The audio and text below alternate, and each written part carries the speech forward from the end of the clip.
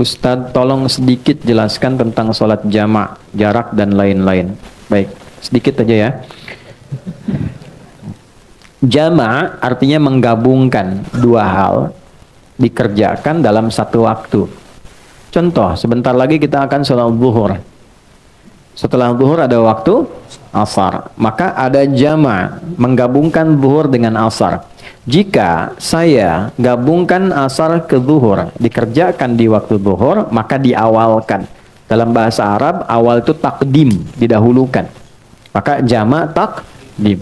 Jika saya ingin kerjakan zuhurnya di asar karena pertimbangan tertentu, maka diakhirkan. Jamaahnya disebut jama' takhir. Sampai sini dulu, jelas dipahami?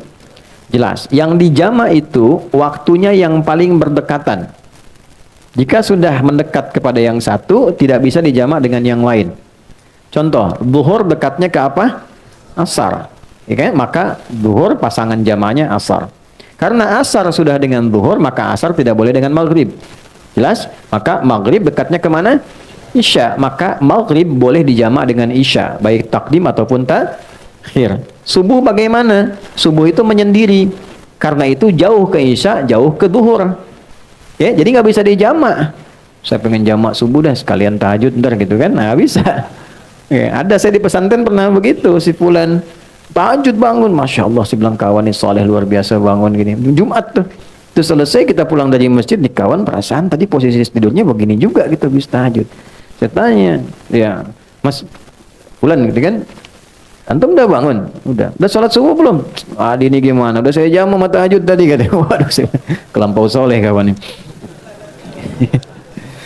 Jadi, ini subuh nggak bisa dijama karena itu jaraknya jauh ke isya, jauh ke zuhur. Jelas sampai sini? Baik. Untuk kondisi menjama' ini ada dua kondisi. Satu kondisi yang disebut masafah, jarak yang terjadi dalam perjalanan. Mau menempuh perjalanan, jaraknya cukup jauh. Jarak ini dulu jauh itu diukurnya dengan batasan farsakh. Ukuran batasan jarak kurang lebih 3 farsakh. Kalau di kilometerkan kurang lebih 80 atau 82 kilometer lah untuk sekarang. Jadi setiap perjalanan yang melewati batas itu dengan jarak itu disebut safar namanya. Ya, kalau dari sini mau ke warung bukan safar, ya itu dah. Kemana akhi? Safar dulu. Mana? Warung depan. Bukan safar. Safar itu minimal jaraknya berapa?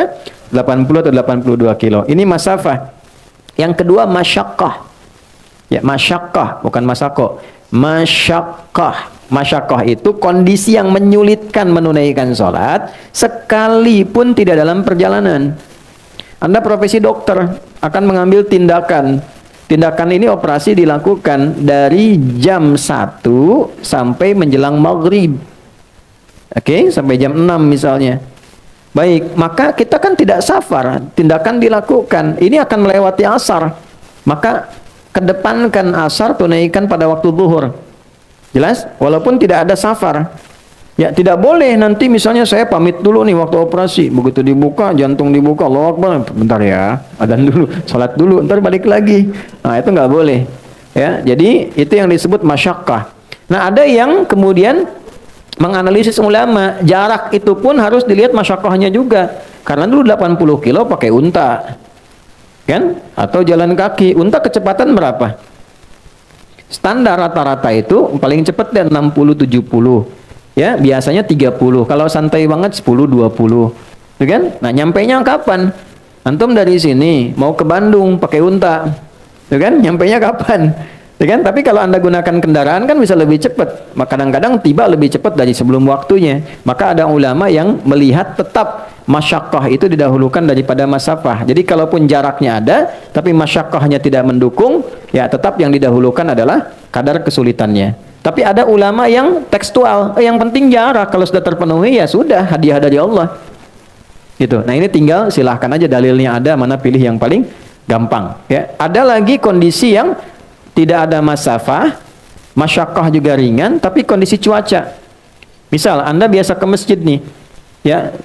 Jamaah maghrib sudah ke masjid, tiba-tiba mau isya hujan besar begitu, geledeknya di mana-mana, ya kan?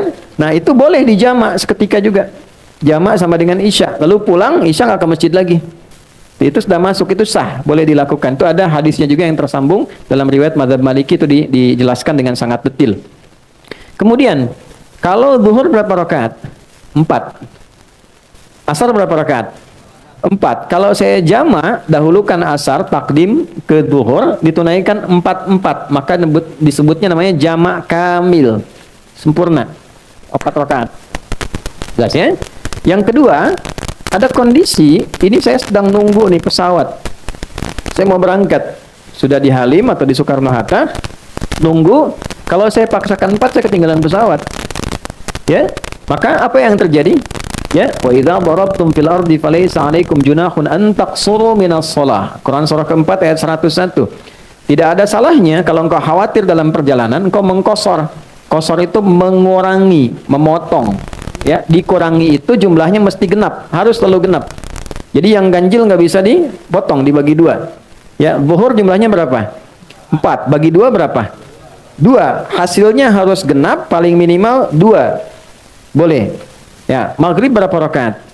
3. Bisa nggak dibagi 2? Tidak bisa. Jadi nggak bisa dikosor maghrib, nggak ada 1,5. Oke, subuh berapa? 2. Sudah batas minimal, nggak bisa dikosor lagi. Udah 2 dikurangin lagi gitu kan? Nggak bisa. Ya, dan akhirnya pun jadi ganjil 1 kan? Maka jumlahnya yang bisa dikosor cuma 3 waktu, zuhur, asar, dan isya. Nah, kosor itu ada yang sifatnya tunggal, ada yang sifatnya jamak. Misal, saya mau kosor nih, zuhurnya karena perjalanan, tapi saya nyampe Semarangnya bahkan sebelum asar. Maka saya nggak jamak, kosor aja zuhur, nyampe di Semarang saya sholat asar. Kalau saya mau tinggal mukim, jelas? Nah, tapi kalau saya kondisinya memang di sana juga kegiatan, aktivitas, maka saya kerjakan, sudah berangkat ke bandara, saya kosor, saya jamak dan kosor, gabungkan asar ke zuhur, masing-masing tunaikan 2 rakaat. Saya hadir di sini mengajar, saya kan lagi pergi nih, safar, jalan. Di sini saya ikut dengan Anda mukim tinggal di sini. Maka zuhur saya jadi imam misalnya, saya tunaikan zuhur 4 rakaat, saya kosor asarnya 2. Itu namanya jamak kamil dan kosor. Ya, kamilnya untuk yang zuhur, kosornya untuk yang asar. Paham sampai sini? Paham ya? Nah, apalagi misalnya nanti, karena permintaannya sedikit, Ustaz, tolong sedikit jelaskan. Nah, itu yang sedikit sudah saya sampaikan. Menjamak itu mengumpulkan 2 sholat, zuhur dengan asar, isya dengan maghrib, jamak. Kalau mengkosor itu sholat yang 4 jadi 2. Anda hafal sholat yang 4 rakaat apa? Subuh, Anda bilang subuh, 4 rakaat subuh nih. Zuhur, asar, isya, nggak ada subuh. Itu saja yang dirubah jadi 2 rakaat. Adapun niatnya nggak usah susah-susah. Dalam hati pakai bahasa Jawa, Allah faham. Allah, ya Allah, sholat zuhur 2 rakaat kosor, ya Allah. Allahu Akbar, ngerti nggak apa yang usul? Gara-gara nggak bisa niatnya itu lu juga bermasalah itu. Allah Maha tahu, langsung aja, ya Allah saya mau sholat duhur kosor 2 rakaat jamaah sama ini. Allahu Akbar, sah. Jadi mempermudah ini penting. Dan hakikat niatnya adalah waktu takbiratul ihram itu muqaddimah niat segera. Nah, kemudian kalau syarat menjamak, jumhur ulama mengatakan sama dengan salat mengkosor. Pertama adalah bepergiannya itu tujuannya itu mencapai 84 km, biarpun kita perjalanannya belum sampai. Misalnya kita tinggal di Cirebon, orang Malaysia tidak tahu Cirebon, anggap saja Anda tinggal di Johor. Anda tinggal di Johor, kirian orang Cirebon tidak tahu Johor, bingung saya. Sudahlah, buat dua contoh. Anda tinggal di Cirebon sama Johor, Anda mau ke Malaka, 3 jam perjalanan Malaka. Anda mau ke Semarang, Malaka, Johor itu sama dengan Cirebon, Semarang, sudah kebayang ya? Baik, Anda tinggal di Johor, Anda tinggal di Cirebon, maka karena tujuan Anda itu lebih dari 84 kilo, maka Anda nanti di perjalanan disebut sebagai musafir yang boleh menjamak dan mengkosor. Kapan saya boleh menjamak dan kapan saya mulai boleh mengkosor? Anda boleh menjamak dan mengkosor kalau Anda sudah keluar dari tapal batas kampung Anda, balad kampung Anda. Jadi Anda keluar dari kampung Anda, di sana Anda ketemu musola, Anda sudah boleh menjamak dan Anda boleh mengqasar. Mungkin gambaran besarnya begini, Anda dari Cirebon berangkat jam 11 siang sebelum masuk waktu duhur. Dari Johor adalah jam 11 siang belum masuk waktu duhur, jam 10. Kemudian Anda melakukan perjalanan dari Cirebon, tiba-tiba mampir di Brebes. Di Brebes jam 1 siang waktu zuhur, maka Anda di Brebes boleh melakukan sholat duhur sekaligus asar. Anda tarik ke waktu duhur, namanya jamak takdim. Sekaligus Anda boleh mengqasar dua-dua, enak, lumayan, sudah sedikit pahalanya banyak, nggak usah maksa Mas ya. Karena kasusnya selalu adalah ibu-ibu sama bapak-bapak. Memang 2 orang di sini. Ada lagi anak-anak mah paling seneng gitu tuh. Ini banyak kasus orang ziarah ke sini, dari mana Bu? Dari sana. Enggak, repot gara-gara jamak dan qasar. Anda keluar dari tapal batas kampung Anda sudah boleh menjamak. Tidak harus perjalanannya sampai 84, yang penting tujuannya. Nah, sekarang tapal batas kampung saya itu mana sih? Balad itu atau baldah itu ada aturannya. Baldah itu adalah disebutkan di situ, para ulama memberikan bukan batasan kilometernya, batasan perkumpulan orang yang ada di situ. Jadi namanya balad itu selagi di situ sudah ada 1 hakim, 1 pasar, 1 polisi, itu sudah memenuhi syarat sebagai balad. Polisi yang mengamankan jika ada kerancuan, hakim yang bisa menyelesaikan di saat ada persengketaan, pasar untuk kebutuhan hidup, sudah nggak akan kemana-mana bisa. Lah kalau kita kembali ke negeri Indonesia, nggak tahu di Johor apa tadi. Kalau di Indonesia itu coba kecamatan ada polisinya atau tidak? Kapolsek. Kemudian pengadilannya kelas KUA ya, kantor urusan agamanya ada ya. Kemudian setelah itu ada pasarnya. Jadi kalau kembali kepada kriteria ini atau syarat-syarat ini, maka kecamatan itu sudah bisa keluar dari kecamatan, maka sudah dianggap keluar dari kampung kita.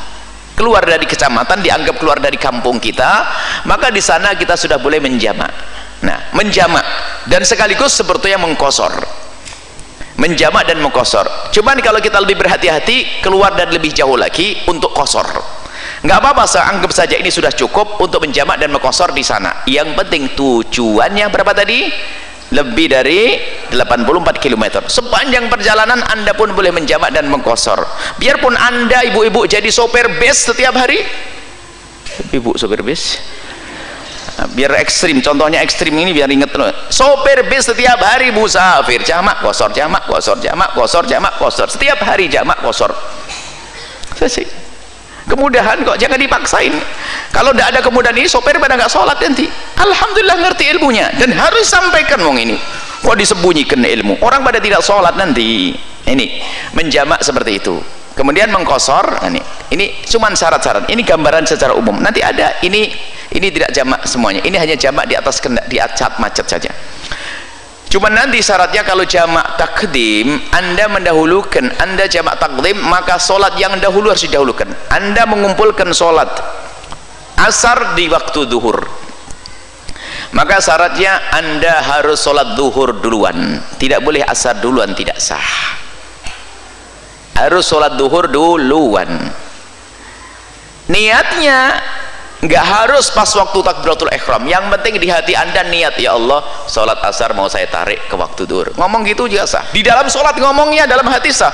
Misalnya waktu sholat duhurnya Anda tidak niat jamak, Allahu Akbar, lupa niat jamak, tetap sah. Yang penting lintasan di dalam hati Anda masih berada di sholat yang pertama. Yang penting sebelum assalamualaikum, waktu tasyahud ingat, ya Allah saya belum niat tadi untuk menarik sholat asar ke waktu duhur, langsung ingat, ya Allah duhur asar mau tarik ke waktu duhur, dilintaskan di hati saja, nggak usah ngomong, itu sah. Baru setelah itu assalamualaikum langsung berdiri. Nah, yang kedua, syarat yang kedua, yang pertama lintasan niatnya di waktu sholat yang pertama. Syarat yang kedua bersegera, jangan makan bakso dulu, langsung melakukan sholat, jangan lama-lama. Paling lama antara sholat yang pertama dan kedua adalah jeda, ini tidak bisa digunakan untuk sholat 2 rakaat. Kalau sudah lebih untuk sholat 2 rakaat ringan, nggak sah, batal. Yang kedua, nggak ada jamak lagi saat itu. Selesai. Ini gambaran, ini adalah sebetulnya nanti ada fikih khusus tentang jamak-jamak ini. Nanti yang penting mudah deh. Kalau jamak takhir, Anda harus melintaskan niat di waktu yang pertama. Maksudnya waktu kita misalnya waktu duhur saat ini. Laporan kepada Allah, ya Allah saya tidak bisa sholat sekarang, nanti ya Allah saya undur asar. Gitu saja. Laporan kepada Allah. Jadi menunjukkan kalau kita peduli disahkan panggil hayya 'alas shalah, saya belum bisa sekarang ya Allah, mau saya undur ke waktu asar. Lintasannya kapan? Di waktu yang kemudian saat Anda masuk waktu asar, ini kayaknya banyak musafir yang kebetulan jarang jamak ini ilmu baru ini kemudian setelah masuk waktu asar Anda melakukan duhur dan asar. Mana yang didahulukan? Semuanya bebas. Kesalahpahaman santri bahwasannya, santri, saya tidak ngomong orang awam tidak salah paham karena memang jarang belajar. Kalau santri belajar ngantuk, seolah-olah begini, wajib, malah kebalik, ketuker, salahnya berat lagi. Katanya apa? Asar didahulukan karena yang punya waktu. Saya dibentak lagi waktu itu. Pernah saya dibentak oleh satu ustadz, dibentak. Asar didahulukan, jamak takhir kan duhur sama asar didahulukan karena asar yang punya waktu. Innalillah. Boleh didahulukan mana saja, boleh asar dulu, boleh duhur dulu, kecuali jamak takdim nggak boleh, harus duhur duluan. Itu baru karena sahibatul waqt yang punya waktu. Kalau jamak takdim, kalau jamak takhir boleh yang asar didahulukan, boleh yang duhur didahulukan. Bahkan sebaliknya dari kesalahpahaman tadi, sunnahnya zuhurnya didahulukan sebelum asar. Ini yang saya tegurkan, ingatkan karena kesalahpahaman di sini. Jadi justru duhurnya didahulukan, bukan sahibul waktunya, bukan yang punya waktu. Karena apa? Tertib ini penting. Menurut Imam Abu Hanifah kalau nggak tertib nggak sah. Justru menurut Abu Hanifah kalau dibalik nggak sah. Tapi ingin salah pahaman santri malah kebalik. Bentak lagi pada suatu kita, ini sahibatul waqt, asar duluan ini karena yang punya waktu. Innalillah, ngaji dulu ya Ustadz. Kalau nggak ngaji ya repot. Maksa asar duluan baru zuhur. Memang benar kita mendahulukan asar juga boleh, tapi bukan harus. Justru sunnahnya kebalikannya. Mana yang didahulukan? Zuhur. Itu kaidah umum. Kalau Anda punya utang sholat, Anda tiba-tiba makan enak, tiba-tiba Anda ketiduran seminggu, mengkodoknya itu urutan sesuai dengan tertibnya. Hari Sabtu dulu dikodok, Ahad, Senin. Tertib itu penting. Makanya coba kalau jamak takhir, sholat duhur dengan asar, mana yang duluan secara urutan? Dahulukan duhurnya. Selesai sampai di sini masalah jamak ini ya. Kalau jamak